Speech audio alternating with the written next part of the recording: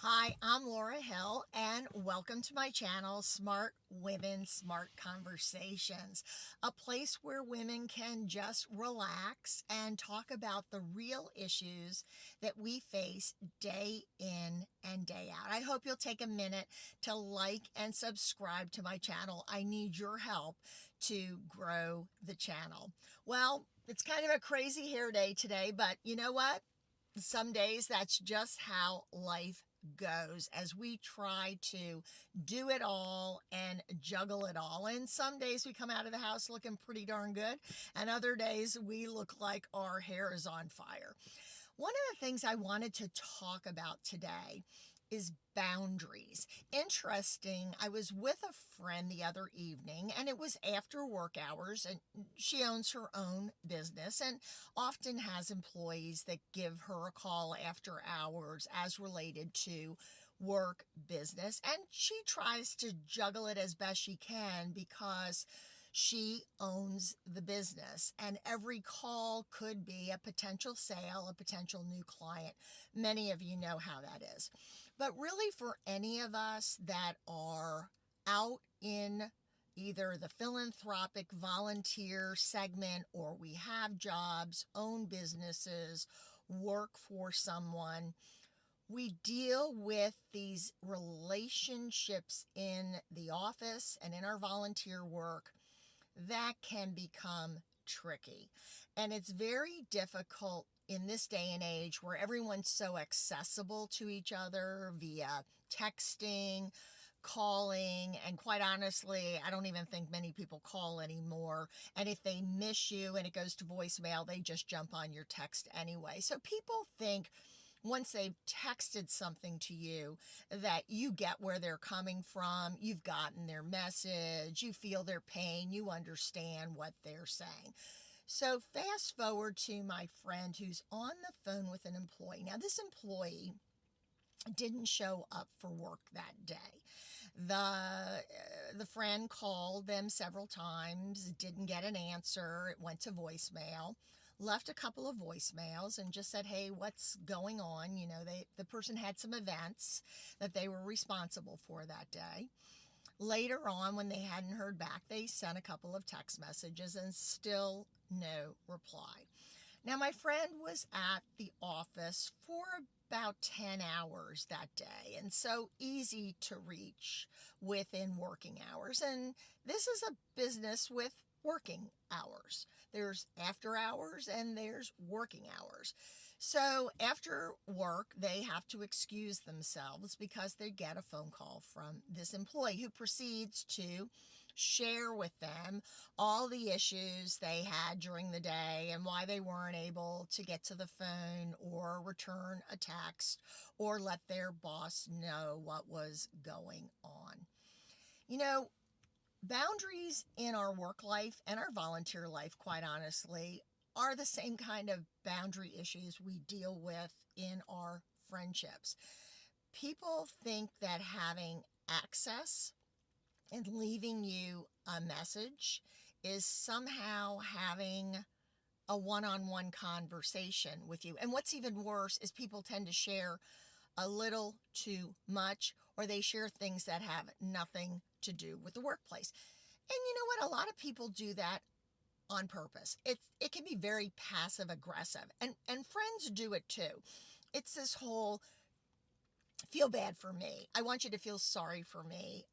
This is what I'm going through. And so just by letting you know that, you should understand and you should agree with me and agree with the fact that I didn't find the time, the energy, or feel it was important to get back to you. Now, every relationship's different. And I think we've gotten a lot more flexible, certainly in our business environment, because people are sharing a lot of things that really don't have any place in the workplace, but we want to have a good relationship with the people that we work with or work for, or the people that work for us. And honestly, out in our volunteer work too, right? When you're trying to, share a cause, you're trying to build, raise money, you kind of put up with a lot of stuff that you might not necessarily choose to put up with, but where do you draw the line? And that's where it becomes a little bit messy. Too many people have decided that sending a text excuses real conversation. And honestly, you have to be careful that you don't give people like that too much access to you, too much oxygen. It's like you say why, they answer back. You ask an additional question, they ramp it up. Next thing you know, you're in this back and forth that you didn't want to be in. And for a business owner, business operator, I get it, right? You know, as someone who owns businesses, I need to know what's going on. I need to know if there's a bigger problem. But your employees are not your friends. And quite honestly, I bet they don't want to be your friend either. But when you open it up to a lot of personal conversation, giving things a lot more oxygen than they deserve, it turns into this, if not a little bit uncomfortable situation where you know too much about them and that can get used against you. So my friend was on the phone for, I guess 12 to 15 minutes probably. And we went on with our conversation and didn't even know if she was coming back.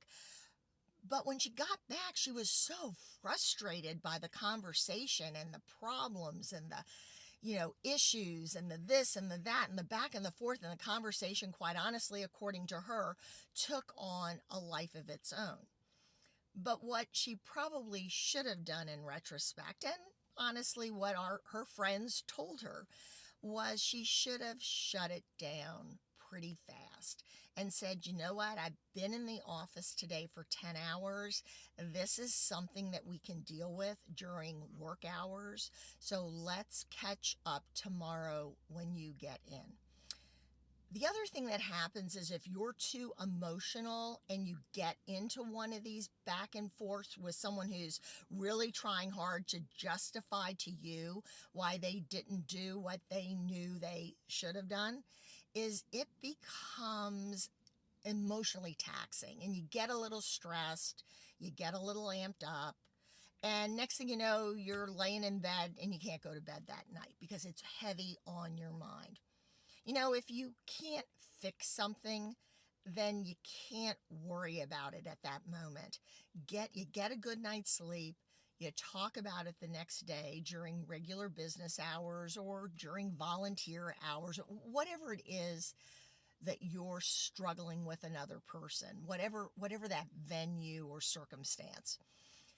Think about your own contribution to amping things up and your contribution to making people think that you really want to hear a lot of stuff that you don't want to hear. It reminds me of raising our kids, and when they weren't telling the truth, they just went on and on and on. And if they weren't getting their way, they start to change the subject. And it's funny, when my friend came back to the table, it was almost as if things had been flipped on their end, and she was made to feel bad about a decision that she had made in the office a couple of weeks prior. This employee wanted to get their way and make their point so badly that they flipped things and brought other things into the conversation that had no place in that conversation. But again, they were given a platform.